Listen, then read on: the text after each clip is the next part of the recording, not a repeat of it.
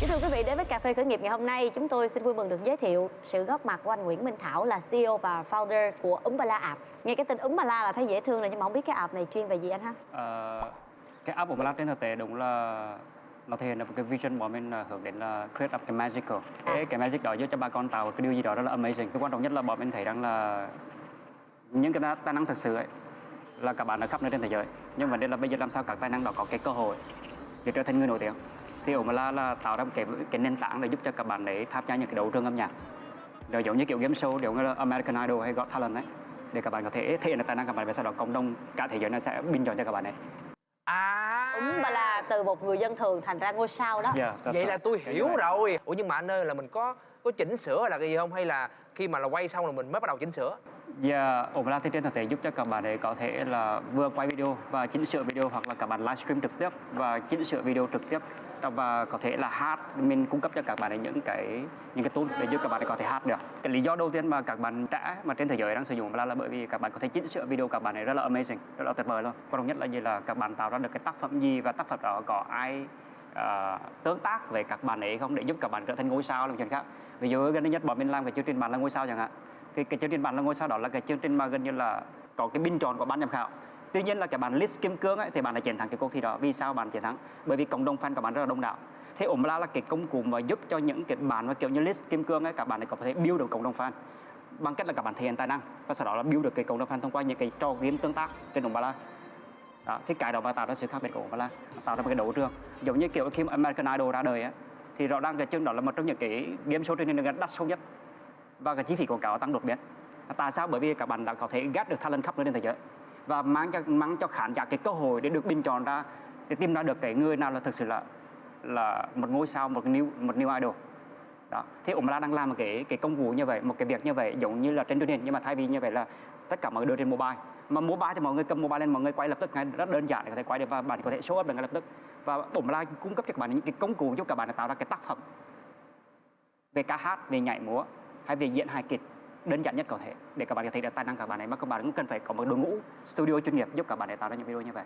Trước khi mà có sự xuất hiện của Umbala, theo như em được biết nha, là một là Movies, còn hai nữa là Snow, là một chương trình mà là ở bên Hàn Quốc, thì là hai cái ứng dụng đó nó đều cung cấp tất cả những cái gì mà là Umbala đang cung cấp. Nếu như nói về tạo video á, tạo video thì đúng là có những sản phẩm như trên thực tế Movies là một sản phẩm, clone là một sản phẩm của Trung Quốc, và một sản phẩm của Trung Quốc là clone là một sản phẩm của Musical.ly.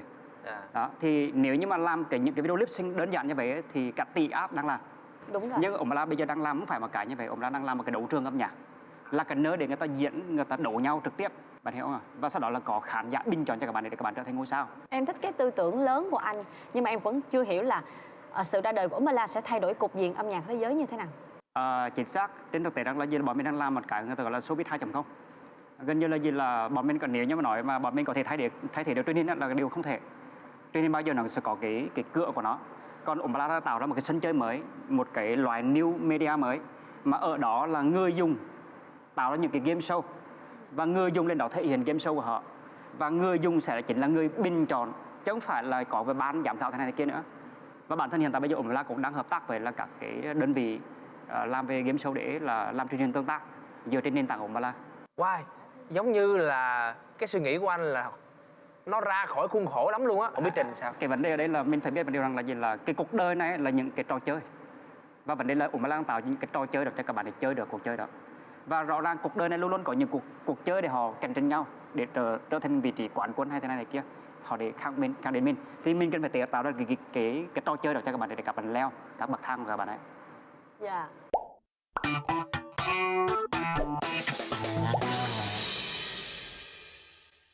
Khi mà em tìm hiểu thông tin về cái người founder và CEO là anh và Umbala này, thì có một số người lại nhận xét là ôi, anh này anh rất là điên rồ. Ảnh lại tính có một từ tả về bản thân đúng không? Đúng rồi. Phá cách đồ. Anh lại phá cách rồi, ảnh lại khá là dị biệt, rồi từ phép thuật, nhiều cái từ đó, một số từ lại khá là khó nghe. Thì tại sao anh lại bị gán ghép vào những cái từ đó? Mình thì lúc mà mình còn học sinh cấp 3 thì mình đã có những cái suy nghĩ là mình thực sự muốn trở thành một nhà khoa học. Mình nghiên cứu những cái công trình toán học để mình tạo ra những cái tác phẩm, và cái tác phẩm đó nó ảnh hưởng đến toàn bộ xã hội và thế giới sau này. Và những cái công trình khoa học cơ bản thì bao giờ nó ảnh hưởng đến thế giới là khoảng tầm 20 năm đến 30 năm. Cho đến khi mà mình học đại học thì mình thấy đã có những cái biến cố xảy ra trong cuộc sống của mình, và nó khiến mình cần phải suy nghĩ, mình cần phải khởi nghiệp. Thế lúc đó mình nghĩ ok vậy tôi khởi nghiệp thôi. Và rõ ràng mình khởi nghiệp là xuất phát từ là mình hai bàn tay trắng, mình chả có gì trong tay cả. Nên mình nghĩ rằng là ok vậy tôi bây giờ tao khởi nghiệp tao phải làm cái gì đó từ những cái gì tao đang có hiện tại. Thì nhìn lại mình tới bây giờ mình chỉ có chất xám thôi à, chứ là mình phải khởi nghiệp từ chất xám. Và muốn khởi nghiệp từ chất xám thì mình nghĩ là mình cần phải làm thứ gì đó nó thực sự điên rồ và thực sự một cái thứ gì đó mà thực sự nó giống như cái bản chất của mình ngày xưa khi mình làm nhà khoa học ấy, là mình muốn create một cái thứ gì đó mà ảnh hưởng cả thế giới này. Mà muốn làm cái thứ ảnh hưởng cả thế giới này thì có nghĩa là mình phải làm nó một thứ gì đó rất là dị biệt. Chỉ có những người dị biệt mới dẫn dắt cả thế giới nào đi mà thôi. Bản thân ngay cả anh em của Mala đều là mỗi ngày mà bọn mình đến làm việc đều phải nghĩ ra cái mới. Và có rất nhiều bạn trẻ bạn đến nói chuyện với mình, bạn bảo mình rất nhiều bạn làm startup cực kỳ khủng hoảng. Tức là bạn làm startup bạn thất bại, bạn rất khủng hoảng, bạn nói chuyện với mình, bạn bảo là anh Thảo à, em follow anh rất là lâu rồi, em rất là ngưỡng mộ anh từ rất là lâu rồi. Và em nhìn thấy được cái quá trình phát triển của anh rất là crazy, rất là điên rồ. Và em đã thấy rằng là sản phẩm của anh đã thay đổi rất là nhiều từ cái lúc mà anh giới thiệu ở Forbes thế này thế kia. Vậy thì đến thời điểm này anh đã ủng ra là như thế nào rồi? Thì mình nói thẳng với bạn ấy rằng là gì, là ủng ra trên thực tế đến thời điểm này ấy, thì bọn anh đã thay đổi đến 20 lần. 20 lần thay đổi pivot sản phẩm liên tục từ tháng 8 2014 đến bây giờ. Hẹn gặp lại các bạn khán giả ở chương trình Cà phê khởi nghiệp số tiếp theo nha.